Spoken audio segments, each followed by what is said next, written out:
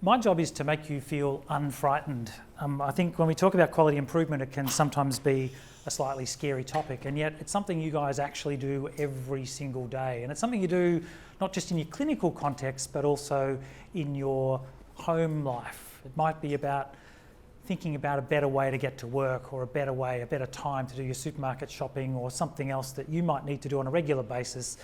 The whole idea is sort of looking, for me, at the science of that process today and just taking you through some of that stuff. So what have you all signed up for? This is obviously the start of this project for you guys. And community-led cancer screening is something that you're not the first group to do, so that's a little hint which I'll come back to a bit later on.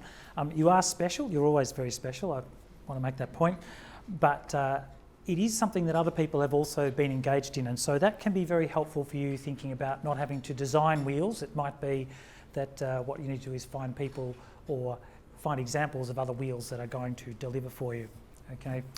So in this particular thing, the cancers we're focusing on are 3. So we're looking at breast cancer, bowel cancer and cervical cancer. I think you're well aware of that. You've done a predisposing question and answer sheet to sort of look at that.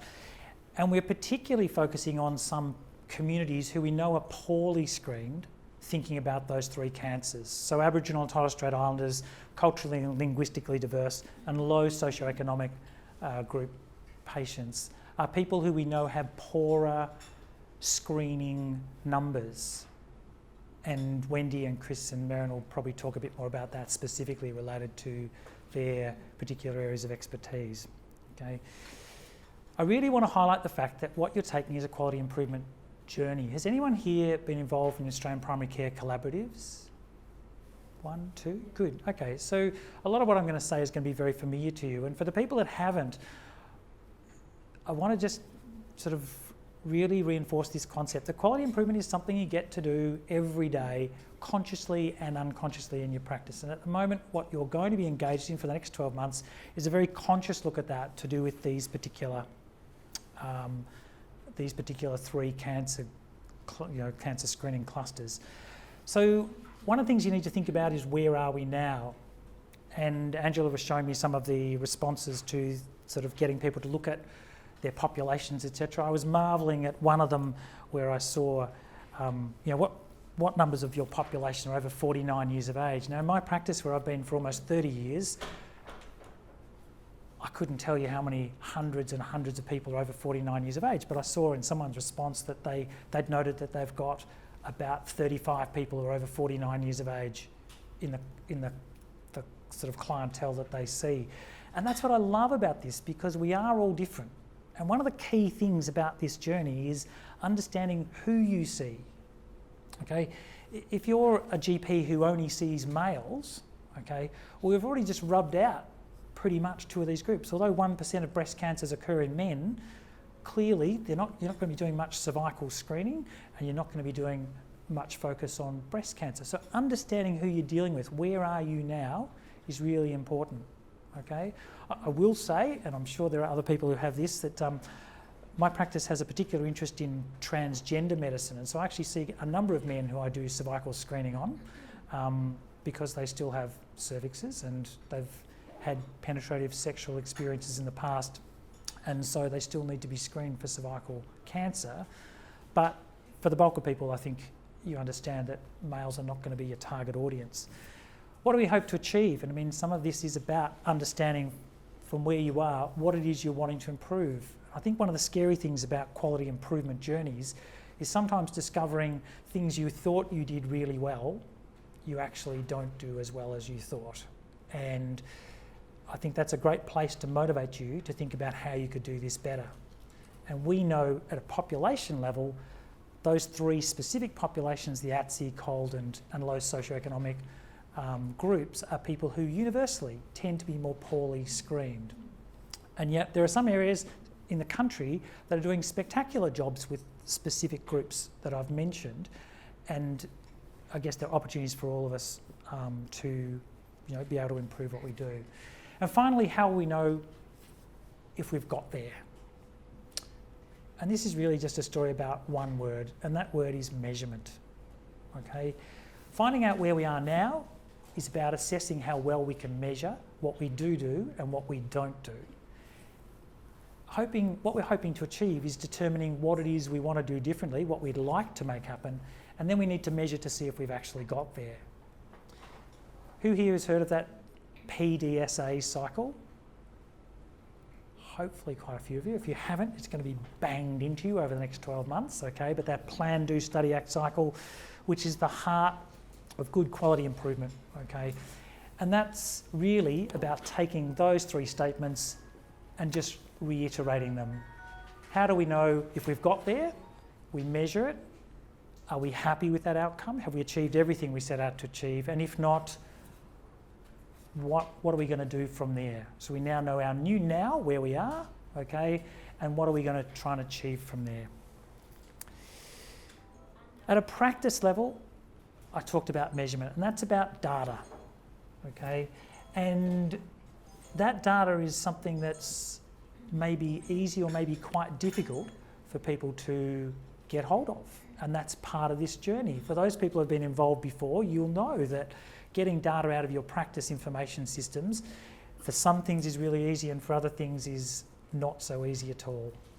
And so discovering where we can find that data, and it may not just be in your practice. So you might discover that VCS has a heck of a lot of data that might be really helpful for you to establish who has and hasn't been screened in your practice. Okay? Pathology companies might be able to provide that data for you, and generally people in those sort of fields are really, really happy to help you try and discover what you are doing at the moment and therefore understanding what your gap is. Okay? About communication, and that's communication primarily within your practice but also with outside providers. So within your practice, you need to find effective ways to share this journey that you're going through. You need to find effective ways to get other people on board in this process. And that's going to engage them in teams, okay?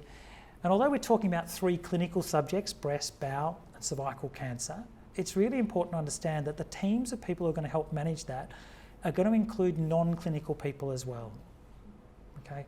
I often ask this question about quality improvement. I've done some fabulous studies about this. In general practice, who is the single most important person involved in quality improvement in terms of their effect on the patient, on the client? Who's the single most important craft group in your practices? You've heard me speak before, you see. The single most important person is a receptionist.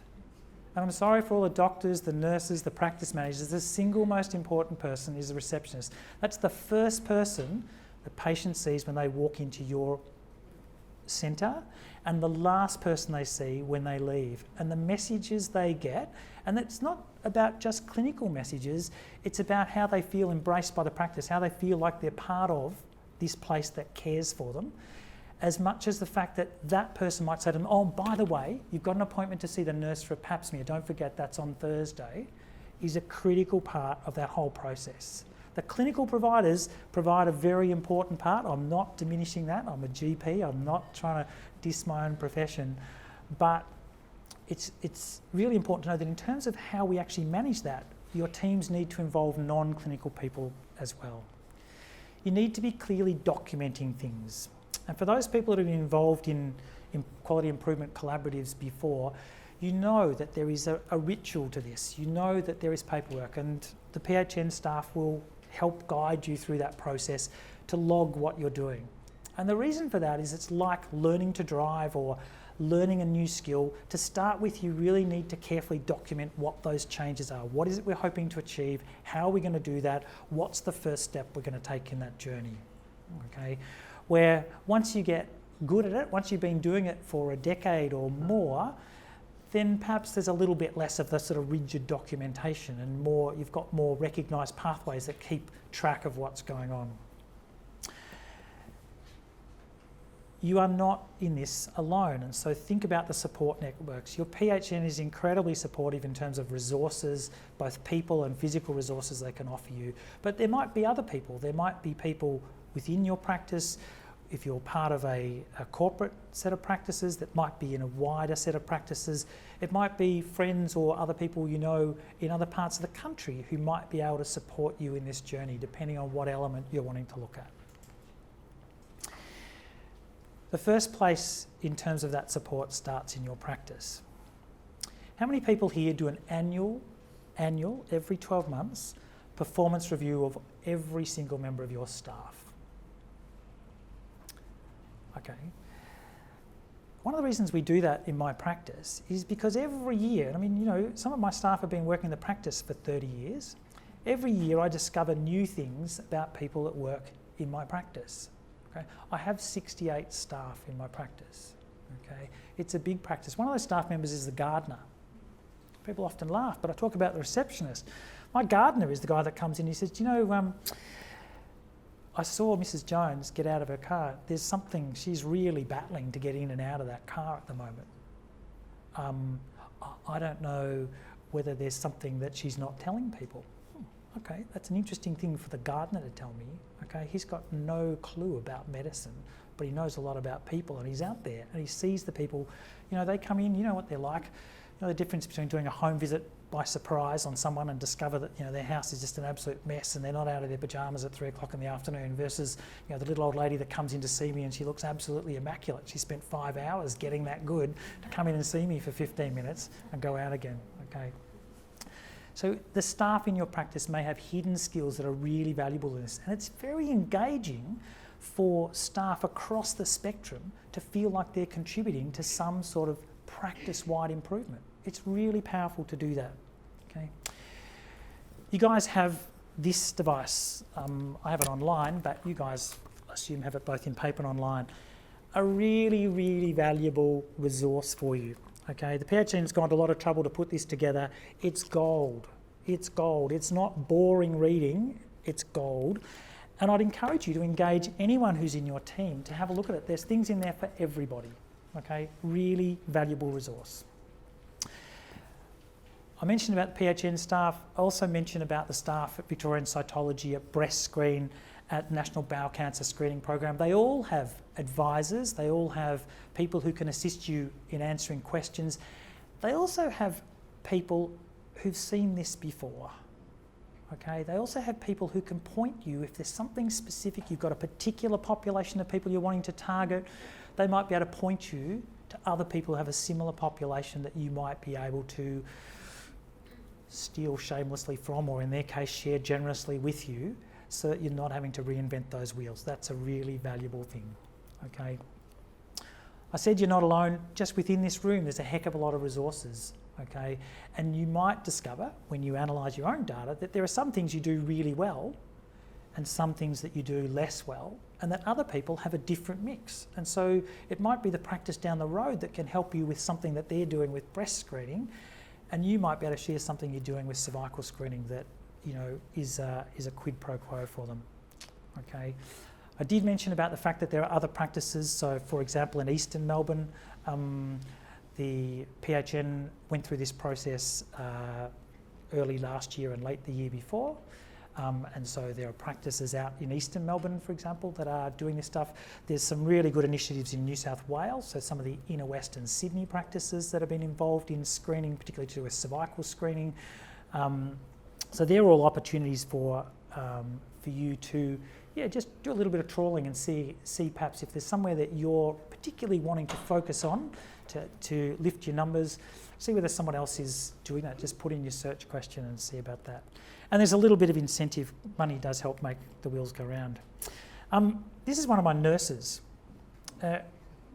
When we went to a staff development day, as we have every year, which is just a staff-only sort of 6-hour extravaganza, we do a range of things. Some of it's chat fest, but some of it's about other activities. And you discover that people who are the calmest, sweetest nurses are the most aggressive people when you put them into a go-kart. And young Claire here thrashed the other 67 starters after a series of heats. We whittled it down, and Claire put a few people off the track. Didn't seem to bother her at all, for the mildest nurse I've got in the practice. Quite interesting, really. So, I just put that out there. Okay, so I mentioned I want to talk about just a few of those resources in your practice. Untapped resources. So it might be people, it might be things that you have lying around in your practice. It might be a spare room, it might be some sort of tool or device that you can use that might be something you can throw into this mix to help you in this process. It might be that it comes from the brain's trust in your practice. And so it might be that you get to sit round over a lunch table or specifically a meeting about what you're going to be doing for this quality improvement exercise, and that as a consequence, someone comes up with something, okay, that is gold, okay? Does anyone have a process here in their practices where when you immunise someone and you send them out to the waiting room for 15 minutes, that you give them some sort of card or sheet to read, something like that? Has anyone seen this process? Years ago, 16 years ago, we were starting on the journey and wanting to improve immunisation rates in the day. And we had a new receptionist. She was 17 years of age. She had no formal training at all. We were having a meeting about this, and she made a suggestion about why don't you give them a brightly coloured sheet of paper so that we can see, the receptionist can see those people that had a vaccination sitting in the waiting room. And so we thought, what a great idea. And then we modified that slightly to put information on the sheet. If you're going to be sitting there for 15 minutes, you might as well be reading about all the other great things we do in our clinic other than just vaccinate people. And so to this day, if you get vaccinated in my clinic, you go out into the waiting room with a brightly coloured sheet of paper, laminated sheet of paper, just gets recycled, okay? But it's got stuff about what we do at Brooke Street Medical Centre, for example, okay? So it's a win-win-win situation. Really clever idea from someone who had no medical training, no thinking about immunisation. She'd been in the job literally for less than 2 weeks at that time, okay? Modifying things that you already do, accessing data and using that to drive stuff within your practice. Power of data is really, really important, okay? And as I said at the start, tapping into, the things that people, can think, other people can think about. And often that's where those innovative ideas come from. People who may not have just had a traditional sort of training in nursing or allied health or medicine can come from a completely different place to throw up some fabulous ideas for you. Okay. Sometimes you just have someone in your practice who can just deal with absolutely everything. Okay, I don't know how many Dr. Dumas there are out there, but they can pretty much, maybe they should be the health minister. I don't know. Fix anything. Okay. I want to emphasise for you something really important. This is not a pilot. This is not a pilot. Okay, you're not about to do something in your practice for 12 months and then go, great, did that. Put that away, okay? You're on a journey, okay? You are going to learn to use plan, do, study, act cycles. You're going to learn to use other quality activities that you're going to embed in your practice, okay? The last thing we want is to see people go, great, yeah, back in 2019, that's that peak up there on the chart of how many breast, cervical and bowel screens we did. And now we're back to our norm down here. Okay, that's a fail. That's a fail with a capital F, okay? You are needing to look at ways we can do this better. Those ways need to be sustainable, okay? So saying, oh, great, we're going to employ 3 full-time nurses from, the moment the doors open in the morning to the moment the doors shut in the afternoon, and they're going to screen everybody that walks in the door. That's fantastic, but I'd love to see the funding model that shows me you can still be doing that, in 6 months or 12 months or 2 years' time. Okay, you've got to find ways to do this sustainably. And sustainable is not just about money. Sustainable is about your sanity. Sustainable is about that this works in my practice.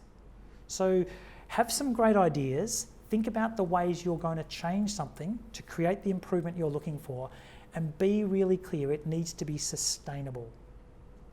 Okay, if it's not sustainable, it doesn't fly. Okay, and in 12 months' time, in 2 years' time, you'll be back to wherever you were at the moment. You need to change something, okay? All improvement requires change. Not all change is improvement. So it needs to be sustainable change in your practice, okay? And that process can continually be refined. It's like anything. I went off and did an advanced driving course a couple of years ago because I don't live in the city and spent a fair bit of time driving. And I'd been driving at that stage for 30 years. it's quite interesting to see the things you can learn that can make your driving better, even after you've been driving for 30 years, okay? And it's the same with quality improvement. There are always new things that you could adopt. You need to keep going over your data, just keeping an eye on those gauges to see how you're going, okay? Keeping your eyes and ears out to see what opportunities exist to do things better. I've travelled extensively talking to people about quality improvement. I've yet to see someone who puts their hand up and says, I don't want to improve what I'm doing. We can all do whatever we're doing, we can do it better, okay? Sometimes it's actually about things you just hadn't thought of, and the solution is actually really straightforward.